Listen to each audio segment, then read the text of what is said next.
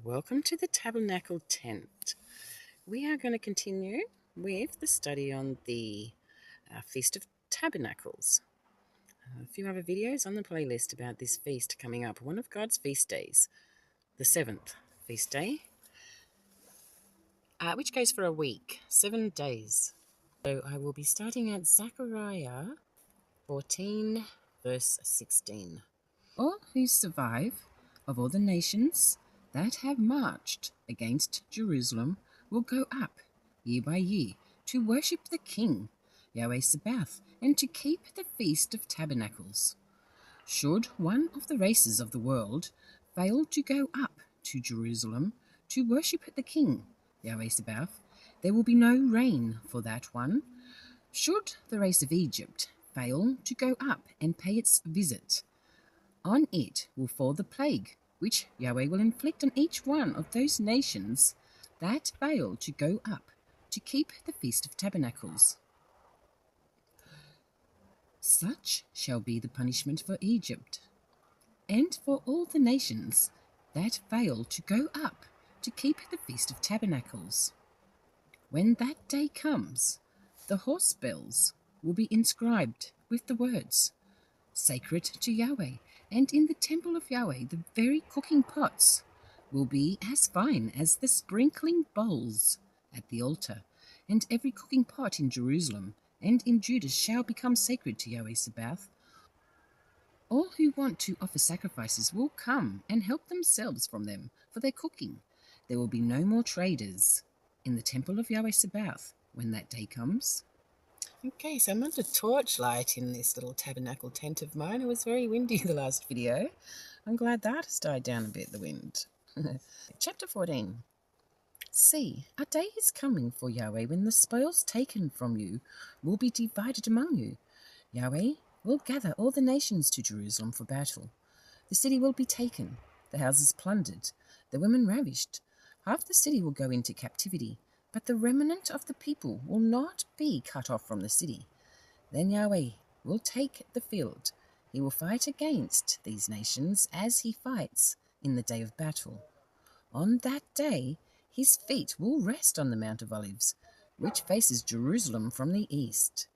The Mount of Olives will be split in half from east to west, forming a huge gorge. Half the mount will recede northwards, the other half southwards. And the Vale of Hinnom will be filled up from Goah to Jasol. It will be blocked as it was by the earthquake in the days of Uzziah. It will be blocked as it was by the earthquake in the days of Uzziah, king of Judah. Yahweh your God will come, and all the holy ones with him. When that day comes, there will be no more cold, no more frost. It will be a day of wonder. Yahweh knows it, with no alteration of day and night. In the evening it will be light. When that day comes, running waters will issue from Jerusalem, half of them to the eastern sea, half of them to the western sea. They will flow summer and winter, and Yahweh will be king of the whole world. When that day comes, Yahweh will be unique and his name unique.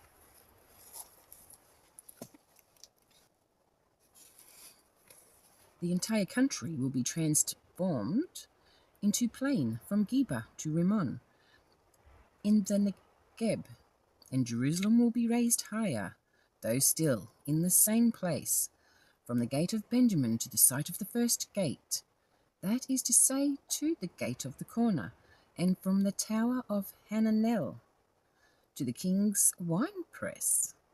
People will make their homes. The ban will be lifted.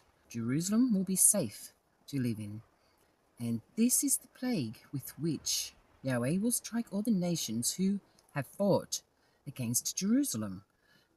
Their flesh will moulder while they are still standing on their feet. Their eyes will rot in their sockets. Their tongues will rot in their mouths. And such will be the plague on the horses and mules, camels, and donkeys, and all the animals to be found in that camp. When that day comes, a great terror will fall on them from Yahweh. Each man will grab his neighbor's hand, and they will hit out at each other. Even Judah will fight against Jerusalem. The wealth of all the surrounding nations will be heaped together, gold, silver, clothing in vast quantity. All who survive of the nations that have marched against Jerusalem will go up year by year to worship the King and to keep the Feast of Tabernacles. So this is a feast that goes for 7 days. Intense. 7 days intense. A Feast of Tabernacles. I've never celebrated it. 7-day feast. Camping, you could say. Well, I'm good at that. I'm good at camping. So if you need any tips, just ask. I've got many tips I can tell you about camping. So that's a 7-day feast, and it is the 7th feast on God's calendar. I write in this big book because it's my book. This is a 1960s book handed to me. I've inherited this book I've had this book in my family since then. I'm 58 now, so I've had this book for 58 years. So I feel justified that I can write in my book. At the end of the day, it doesn't matter to me. I have other books I don't write in now. Only this one because I have so much written in it already. And this is a great book. I know where everything I've underlined is even. So the Feast of Tabernacles. This is what we're working on. So I think this is the 3rd video for Feast of Tabernacles. So we have a Feast of Trumpets. People are talking about Feast of Trumpets at the moment. The Feast of Tabernacles. You must watch probably the first 1 and 2 videos. They're known by a few different names, actually. We have 2 psalms that go for the Feast of Tabernacles. 2 psalms. Now that's interesting too. At the end of the year we have, September. We're nearly at the end of the year. We're just about to be in August, today being the 29th. So we're August, September. There's a harvest moon. And what's in August? The 12th. It's an eclipse. That's right. On the 12th, an eclipse. And then in September, the harvest moon.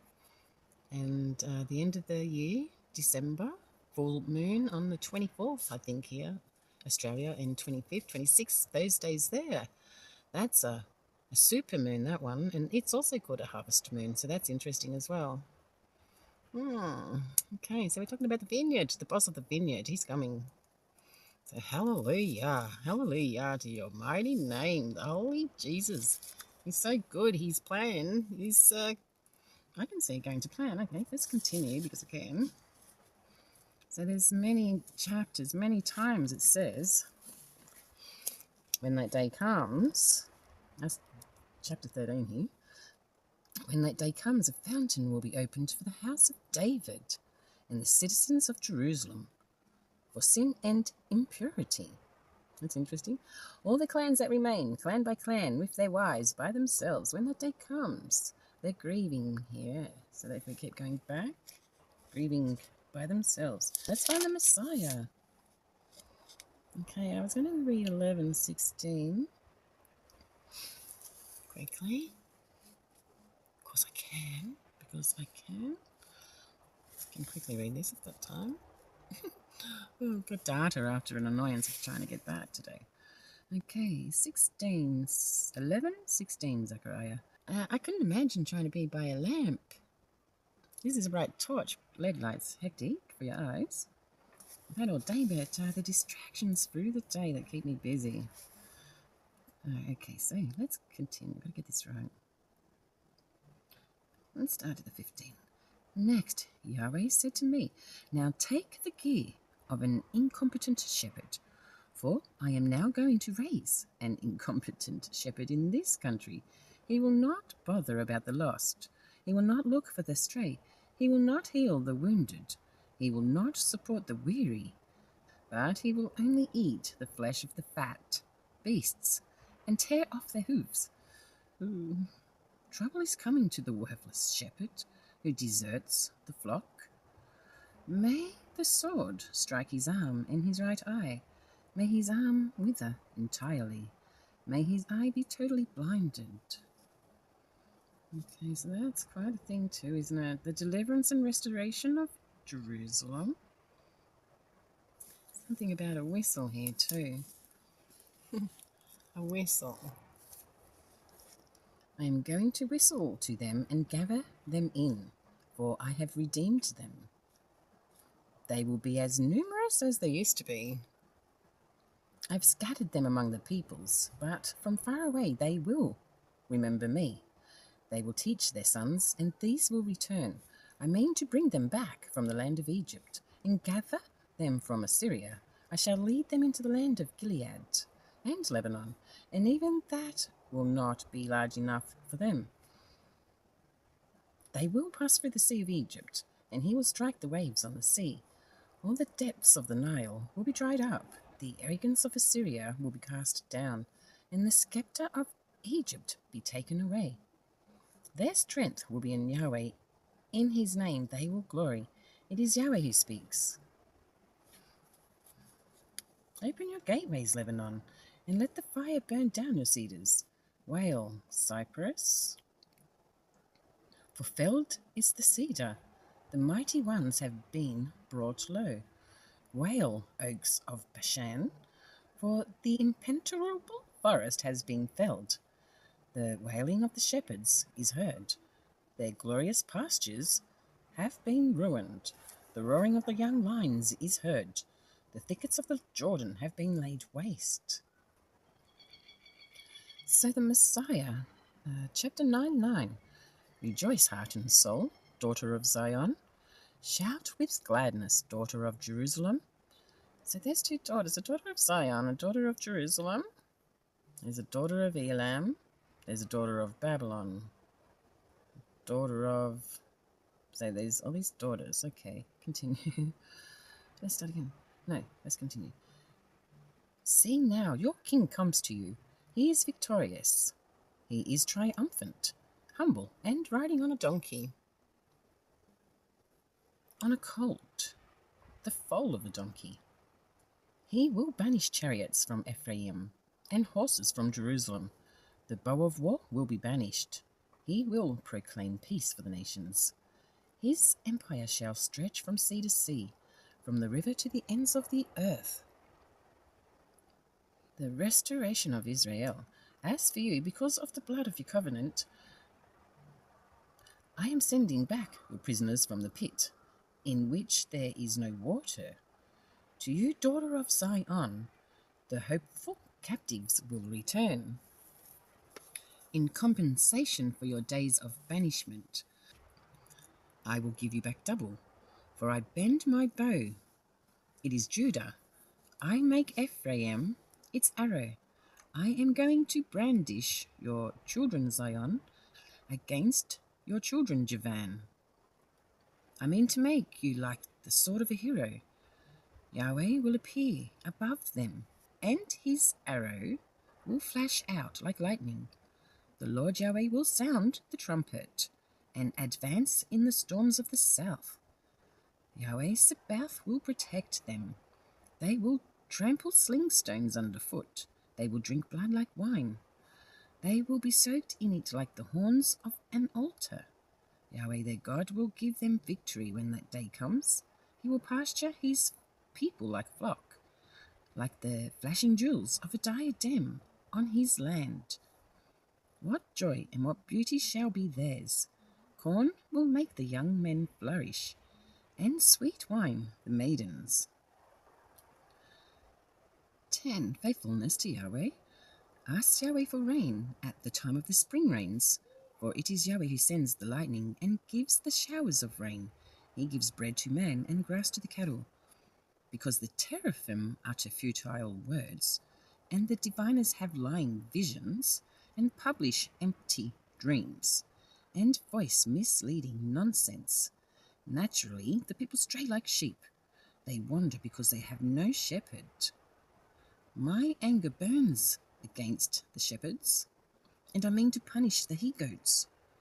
Yes, Yahweh Sabaoth will take care of his flock, the house of Judah. He will make it his proud steed in battle. From him will issue cornerstone and tent peg.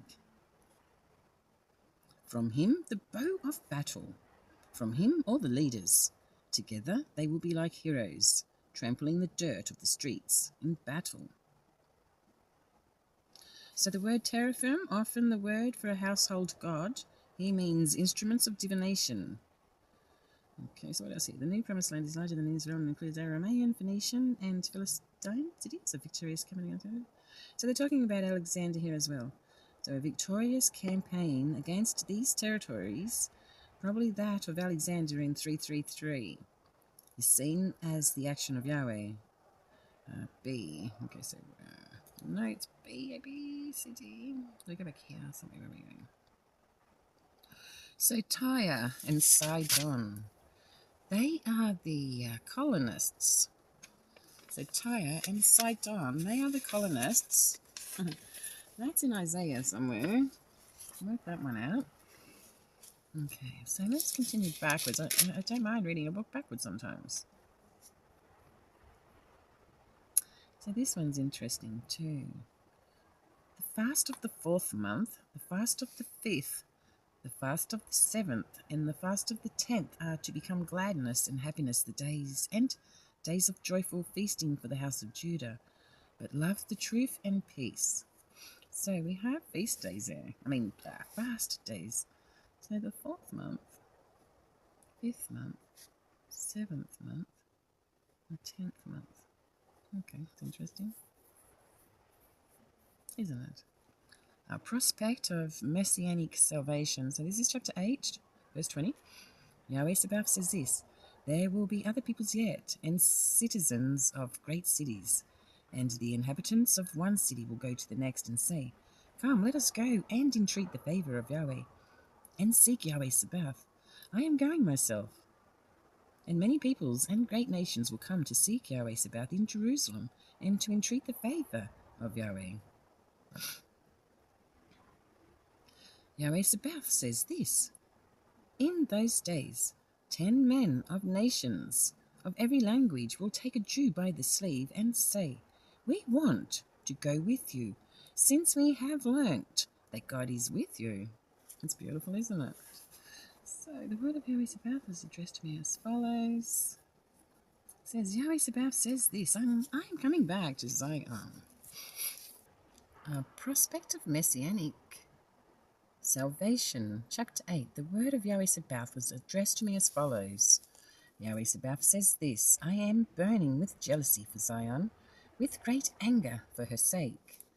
Yahweh Sabaoth says this: I am coming back to Zion, and shall dwell in the middle of Jerusalem. Jerusalem will be called Faithful City, and the mountains of Yahweh Sabaoth, the holy mountain.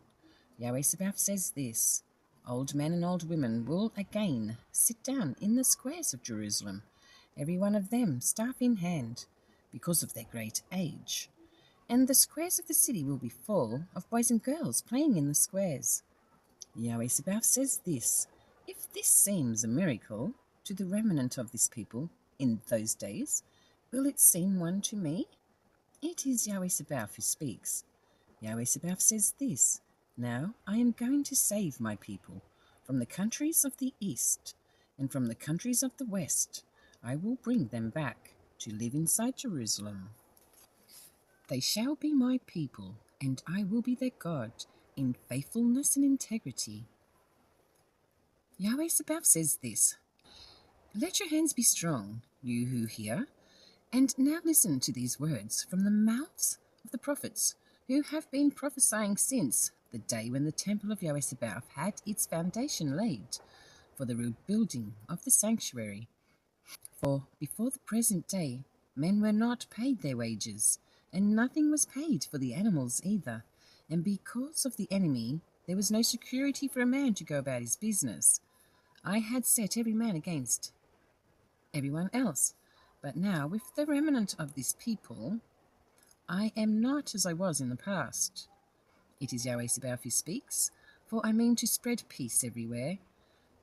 The vine will give its fruit, the earth its increase, and heaven its dew.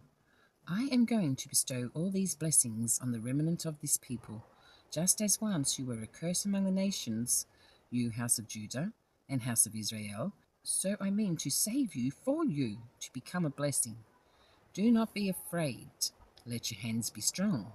For Yahweh Sabaoth says this, just as I once resolved to inflict evil on you when your ancestors provoked me, says Yahweh Sabaoth, and as I did not then relent, so now I have another purpose, and I intend in the present day to confer benefits on Jerusalem and on the house of Judah. Do not be afraid. These are the things that you must do. Speak the truth to one another. Let the judgments at your gates be such as conduce to peace. Do not secretly plot evil against one another. Do not love false oaths, since all this is what I hate. It is Yahweh who speaks. So we're back to the fast here. Okay, so a nation past surveyed. Then the word of Yahweh Sabaoth was addressed to me as follows, saying, to all the people of the country and to the priests, while you have been fasting and mourning in the 5th and 7 months for the past 70 years, was it for my sake you fasted so rigorously? And when you were eating and drinking, were you not the eaters and you the drinkers? Do you not know the words which Yahweh proclaimed through the prophets in the past, when Jerusalem was inhabited and secure, with her surrounding towns, and when the Negeb and the lowlands were inhabited? The word of Yahweh was addressed to Zechariah as follows. Yahweh Sabaoth says this, he said, apply the law fairly, and practice kindness and compassion towards each other. Do not oppress the widow and the orphan, the settler and the poor man, and do not secretly plan evil against one another. But they would not pay attention. They turned a petulant shoulder. They stopped their ears rather than hear. They made their hearts adamant rather than listen to the teaching and the words that Yahweh Sabaoth had sent by his Spirit through the prophets in the past. This aroused great anger on the part of Yahweh Sabaoth, and this is what happened. Since he kept calling them and they would not listen, similarly, they will call and I shall not listen, says Yahweh Sabaoth. He scattered them throughout nations unknown to them. Hence the country was reduced to desolation behind them, and no one came or went. They turned a land of delights into a desert. Wow, God. Oh, Lord, God Almighty. A question on fasting. So I think they're wasting their time fasting. So here we have, I'm writing this down actually at the moment. I've got this little thing going. I'm still learning. So we have the 9th month here, which is Chislev. So let's put that in there. Chislev. Okay. I've got all these notes. I've had many notes. On the 4th day of the 9th month, Chislev. So Bethel sent Sharezer and his men to entreat the favour of Yahweh, and to say to the priests in the temple of Yahweh Sabaoth and to his prophets, shall I go on mourning and fasting in the 5th month, as I have been doing for so many years past? So I'm asking the question on fasting. Okay. The 8th month is October, November. Okay, let's write that in. 8th month. October, November. So what's the date? I don't know. I'll work that out. That'll come. We'll fill in all the blanks. Let's fill in all these blanks. Imagine if at the end of the day, or on that day, when we graduate from schooling, we usually have to do a test, a sit-down study. A sit-down test. We might be out of 50. Sometimes we used to have those spelling bees. Schooling days. Okay, so we were tested all the time on what we had been learning. The teacher used to mark our things. Okay, so testing. Imagine if when you turn up, you have to sit down to do a sit-down test, and it is depending on your result. I would like to be able to answer the questions I would be asked. I know that. I would hate to be standing there ignorant and dumb, not knowing anything. Especially when there's so much literature out there to read. How many books can we choose to read, actually? How many books can we choose to read? There's many books. There's 88 in this book I have here. So pick one. Wow. Some of these books only have one chapter even. Wow. So, visions. So we have a first vision. And I had some questions there, didn't I? Blacksmiths. Okay. This translation is the Jerusalem Bible. I do have others I could be using, but I like to use this one. This is my book. Had it for 58 years. Why wouldn't I want to share my book? I know it's your book too, but it's my book too. Anyway, so we worked out Shabbat is the 11th month. Okay, in the second year of Darius. So this summons to conversion. In the second year of Darius, in the 8th month, the word of Yahweh was addressed to the prophet Zechariah, son of Berechiah, son of Iddo, as follows: Cry out to the remnant of this people and say to them, Yahweh Sabaoth says this, Return to me, and I will return to you, says Yahweh Sabaoth. Do not be like your ancestors, to whom the prophets in the past cried. Yahweh Sabaoth says this, Turn back from your evil ways and evil deeds. But it is Yahweh who speaks. They would not listen or pay attention to me. Where are your ancestors now? Are those prophets still alive? Did not my words and my orders, with which I charged my servants the prophets, overtake your ancestors? Yahweh was stirred to anger against your ancestors. This reduced them to such confusion that they said, Yahweh Sabaoth has treated us as he resolved to do, and as our ways and deeds deserved.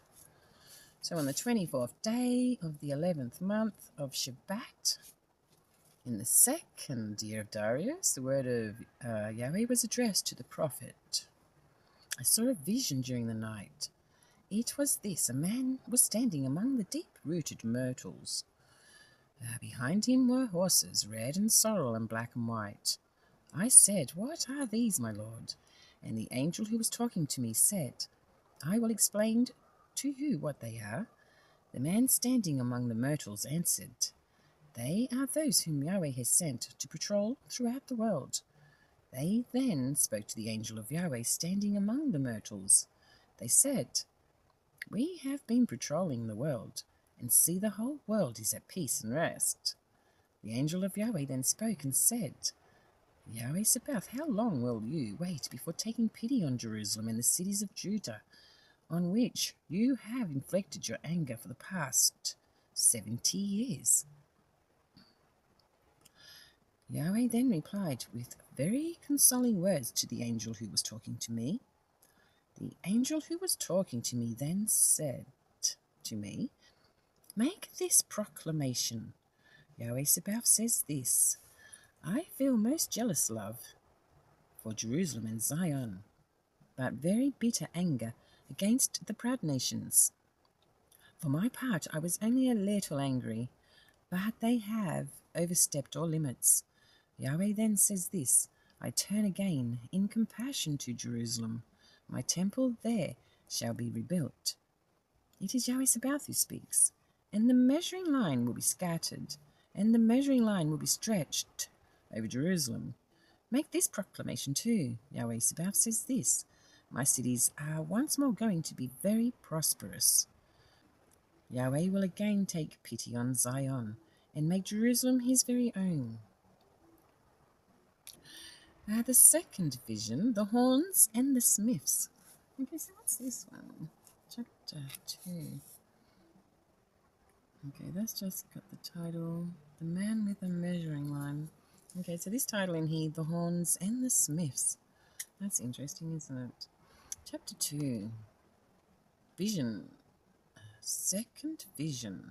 Chapter 2. Then, raising my eyes, I saw a vision. It was this. There were 4 horns. I said to the angel who was talking to me, "What are these horns, my lord?" He said to me, "These are the horns which have scattered Judah, Israel, and Jerusalem." So Judah, Israel, together there it seems. Judah's being called Israel there, and Jerusalem. Yahweh then showed me 4 smiths in this book here, this translation. What does it say over here? It's such a jumble of numbers here. Okay, where are we at? Horns of the nations. And I lifted up my eyes and I saw, and behold, a man with a measuring line. Is that where this one starts? No, there was something different here. That's right.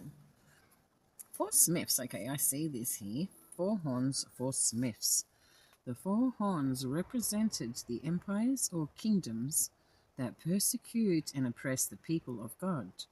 The 4 smiths, or carpenters, represent those whom God makes his instruments in bringing to nothing the power of persecutors.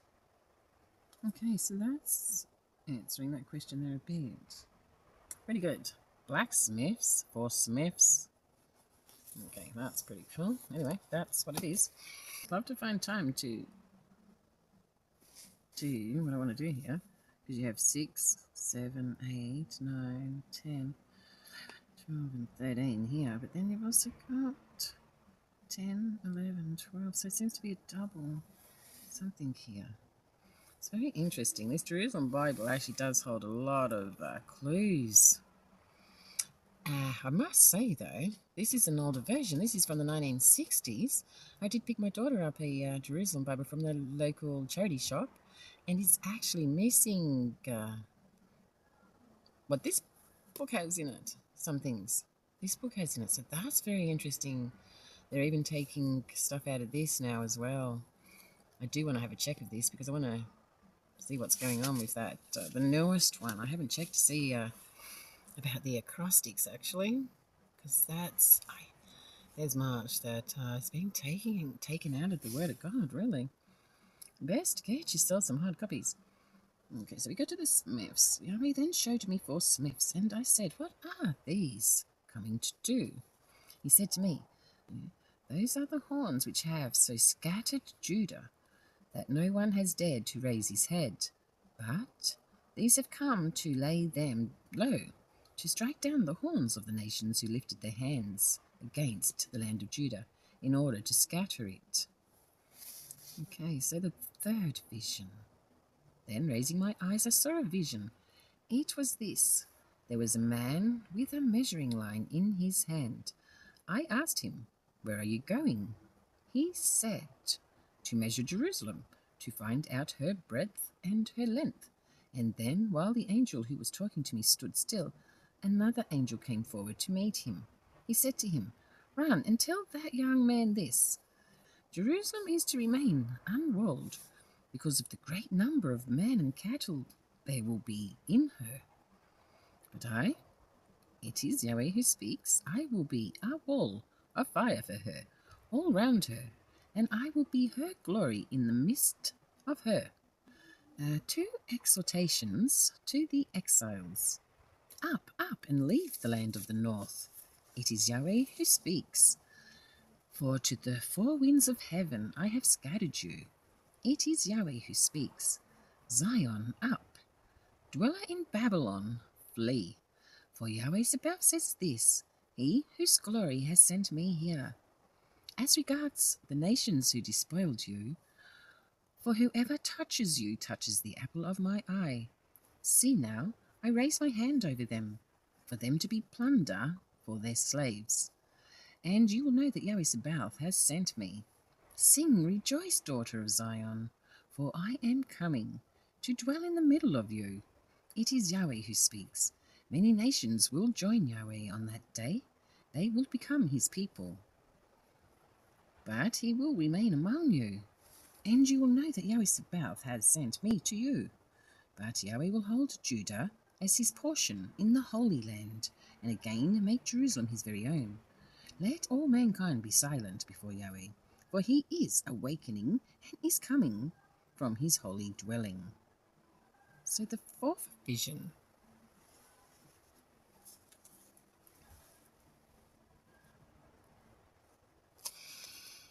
The investiture of Joshua. Okay, so a vision. So this is a vision. 3. He showed me Joshua the high priest, standing before the angel of Yahweh, with Satan standing on his right, to accuse him. The angel of Yahweh said to Satan, May Yahweh rebuke you, Satan, may Yahweh rebuke you. He who made Jerusalem his very own. Is not this man a brand snatched from the fire? Gloss suggested by Isaiah 8:2. According to Ezra 5:1, and must be something else. So there's something in this little thing here too. He, Yahweh, showed me Joshua the high priest. Okay, so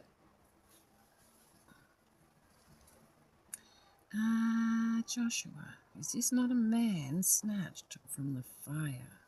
Now that's interesting, isn't it? The gloss suggested by Isaiah 8:2. Let's go there quickly. Okay. Yahweh said to me, take a large sail. Okay, we've got some words here. Okay, don't lose my page. So 8:2. Yahweh said to me, take a large seal and scratch on it in ordinary writing, Meah, Shalal, Hashbaz.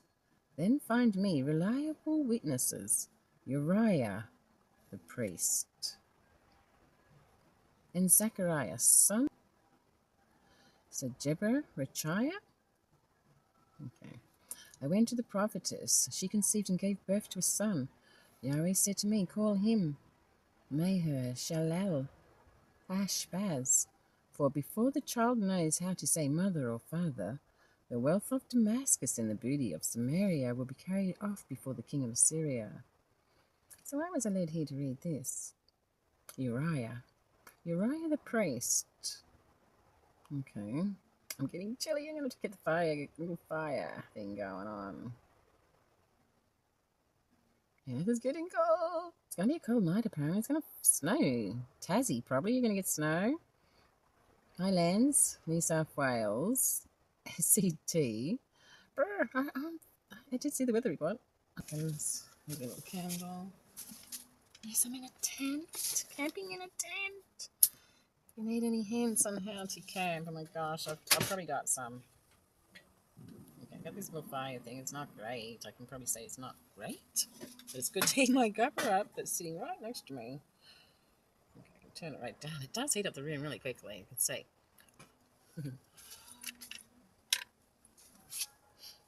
Okay, it's dark in here. There's no point me showing you what I'm doing other than reading the Word of God. What have I got in an hour? Well, that's a huge video already, isn't it? Let's get through this. And then it's an editing skill job after that. Oh my goodness, and that's hectic, the editing of this. I think I need 10 little secretaries. I think I'll make a pretty tough boss, though. Wouldn't like to put up with me telling you what to do, because I expect it to be done how I want it to be done, really. Which is like, I pretty much like how God expects things to be done properly. Okay, so now Joshua was dressed in dirty clothes as he stood before the angel of Yahweh. The angel said these words to those who stood before him, take off his dirty clothes and clothe him in splendid robes of state and put a clean turban on his head.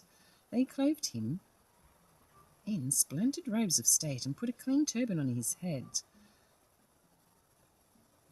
The national mourning is over, that means. The angel of Yahweh was standing there and said to him, better get that on. Editing an hour video is going to be huge. Very hard. I've got this little torch thing going. If I do it in the daytime, it looks like green screen. And I don't have a green screen, no. I just have a mobile phone. I don't have an office. I don't really have a desk. But look, I have taken away your iniquity from you. The angel of Yahweh then proclaimed to Joshua, Yahweh Sabaoth says this, if you walk in my ways and keep my ordinances, You shall govern my house, you shall watch over my courts, and I will give you free access among those who stand here. For this is the stone which I am placing before Joshua. On this single stone there are 7 eyes, and I myself intend to cut the inscription on it. It is Yahweh Sabaoth who speaks. The coming of the branch. Now listen, High Priest Joshua, you and the friends who sit before you, for you are men of good omen. I now mean to raise my servant branch, and I intend to put aside the iniquity of this land in a single day. On that day it is Yahweh Sabaoth who speaks. You will entertain each other under your vine and fig tree. Oh, that's a good vision. Joshua, the 4th vision. A 5th vision. The lampstand and the olive trees. Chapter 4. The angel who was talking to me came back and roused me as a man is roused from his sleep. And he asked me, "What can you see?" I answered, "As I look, this is what I see. There is a lampstand entirely of gold with a bowl at the top of it. 7 lamps are on the lampstand and 7 lips for the lamps on it. By it are 2 olive trees, one to the right of it and one to the left." Speaking again, I said to the angel who was talking to me, "What do those things mean, my lord?" The angel who was talking to me replied, "Do you not know what these things mean?" I said, "No, my lord." He then gave me this answer: "These 7 are the eyes of Yahweh. They cover the whole world." In reply to this, I asked him, "What is the meaning of these 2 olive trees to the right and to the left of the lampstand?" Speaking again, I asked him, "What is the meaning of the 2 olive branches pouring the oil through the 2 golden pipes?" He replied, "Do you not know what these things mean?" I said, "No, my lord." He said, "These are the 2 anointed ones who stand before the Lord of the whole world." So they have here Joshua, the high priest, and Zerubbabel, the high commissioner, seen as the anointed king. Okay. So that's interesting, isn't it? Too. Okay, 3 sayings about Zerubbabel. This is the word of Yahweh with regards to Zerubbabel. "Not by might and not by power, but by my spirit, says Yahweh Sabaoth." What are you, you great mountain, before Zerubbabel? Be a plain. He will pull out the keystone to shouts of, "Blessings on it, blessings on it." The word of Yahweh was addressed to me as follows: "The hands of Zerubbabel have laid the foundation of this temple. His hands will finish it. And you will learn that Yahweh Sabaoth has sent me to you. A day for little things, no doubt. But who would dare despise it? People will rejoice when they see the chosen stone in the hands of Zerubbabel." The 5th vision. I want to finish this. I may as well finish it. Got nothing better to do other than go sleep.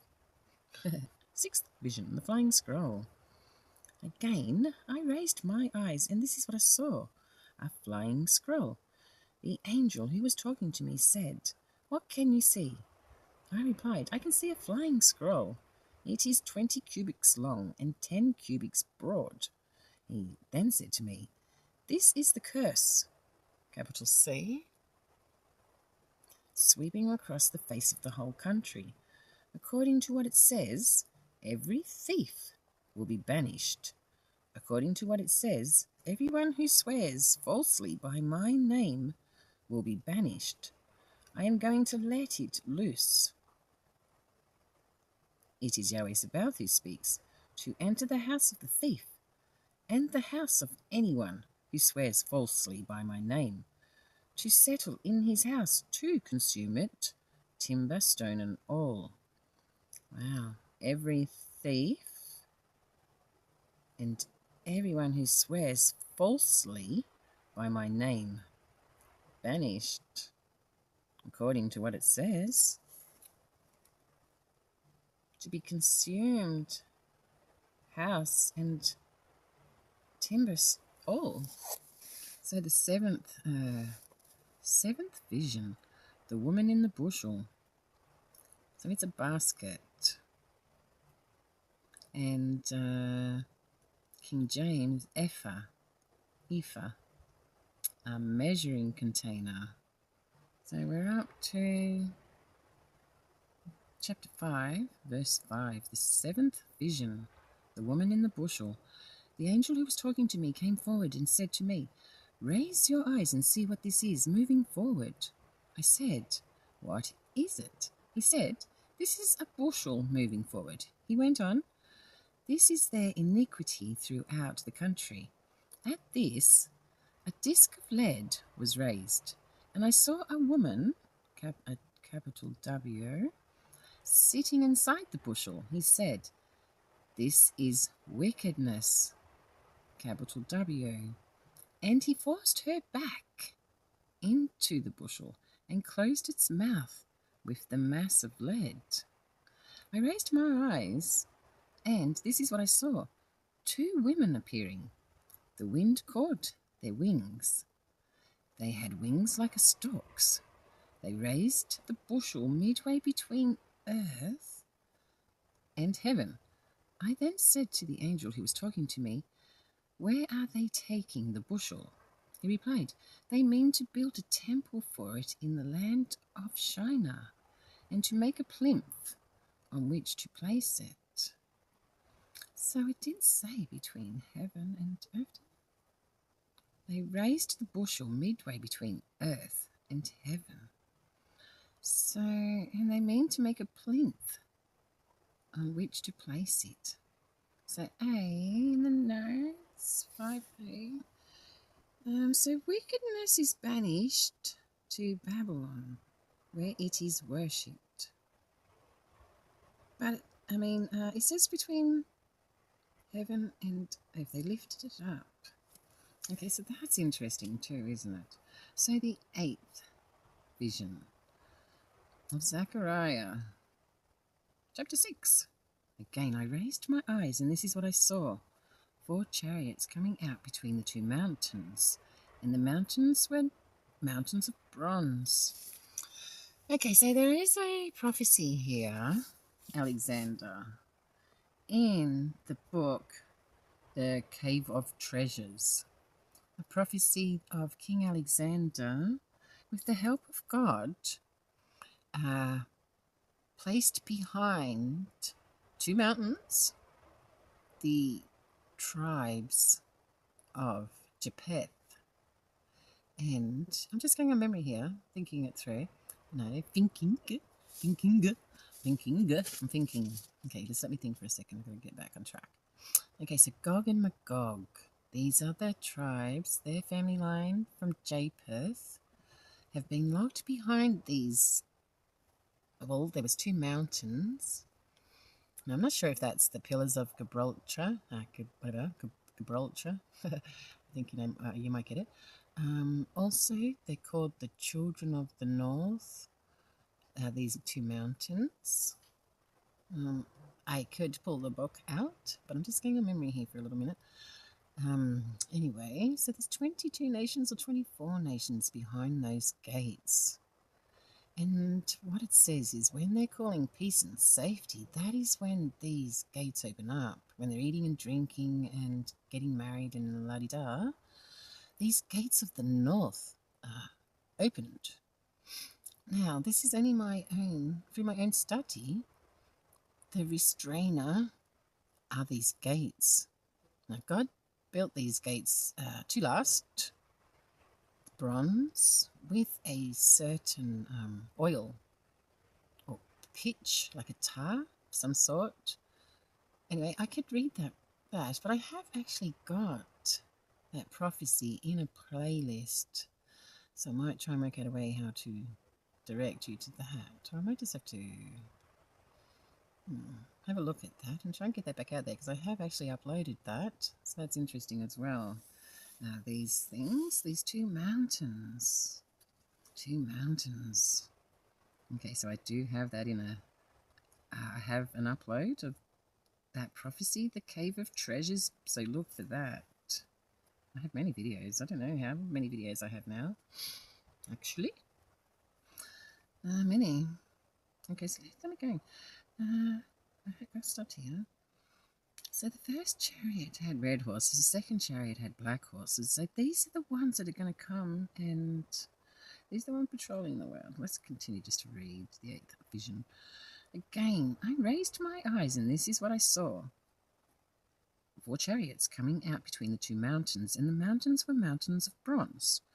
The first chariot had red horses, the second chariot had black horses, the third had white horses, and the fourth chariot had vigorous, piebald horses. I asked the angel who was talking to me, I said, "What is the meaning of these, my lord?" The angel answered, "These are going out to the 4 winds of heaven, after standing before the Lord of the whole world." Wow, these are going out to the 4 winds.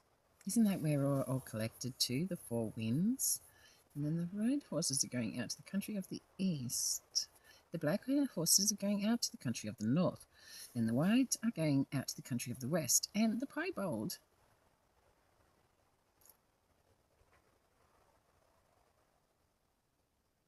So we have horses, not just one horse.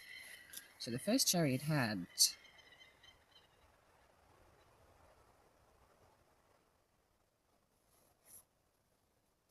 They're going out to the 4 winds. 4 winds of heaven. 4 winds of heaven after standing before the Lord of the whole world. So we have the red horses going to the country of the east. The black horses are going out to the country of the north. The white horses are going to the country of the west. And the piebald, that's the greeny coloured one, are going out to the country of the south. North, east, south, west. North, south. No, what do we got? So we have east, north, west, and south. They came out vigorously, eager to patrol the world. He said to them, "Go and patrol the world." And they patrolled the world. He called me and said to me, See, those going northward will make the Spirit of Yahweh descend on the country of the north. And those who are far away will come and rebuild the sanctuary of Yahweh. And you will learn that Yahweh Sabaoth has sent me. This will happen if you listen carefully to the voice of Yahweh your God.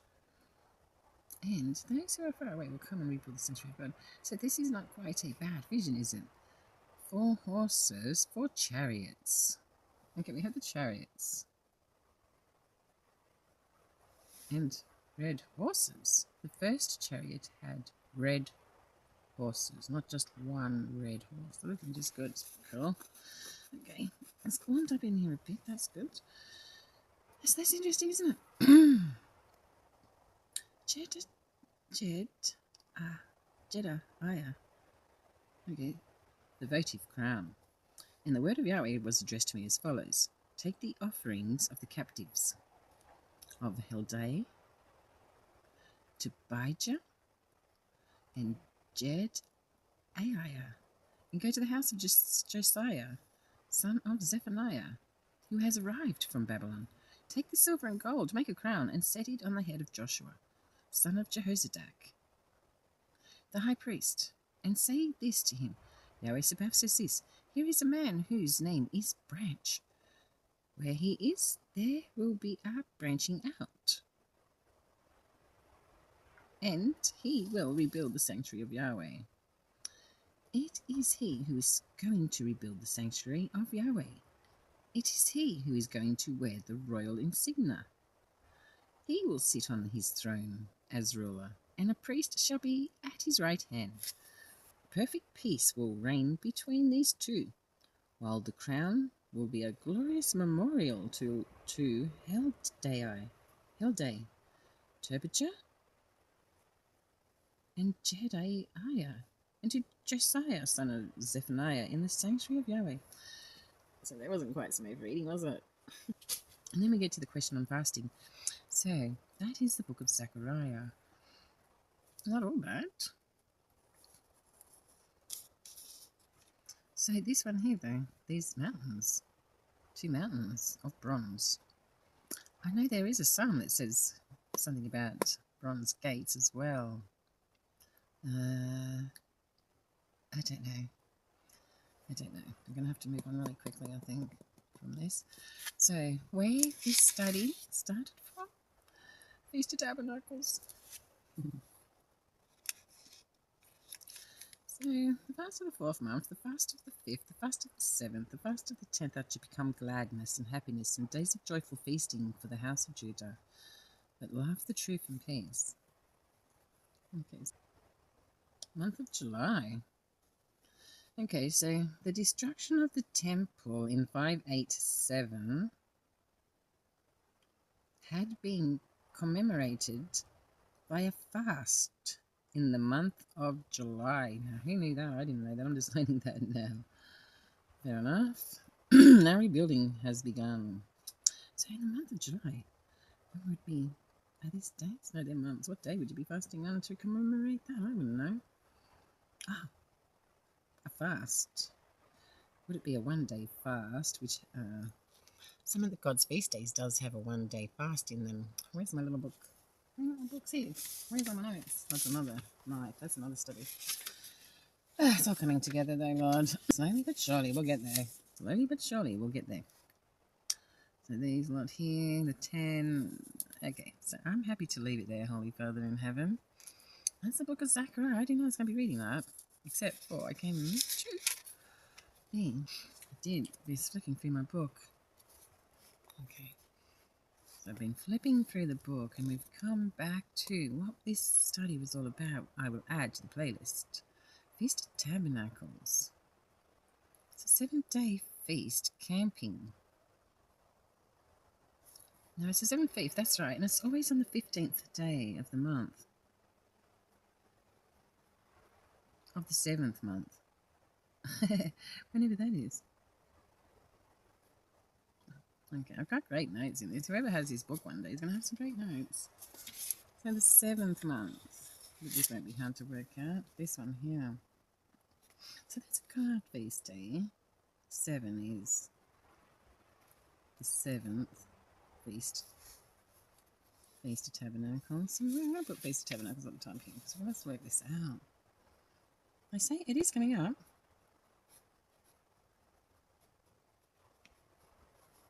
Feast of Tabernacles. Well, I think everyone's sort of looking up the Feast of Trumpets at the moment, which is, they say, a day, an hour that no man knows. So, thank you for watching this far. It's a huge video. Have a nice night. Peace. In the holy name of Jesus. Amen. Good night.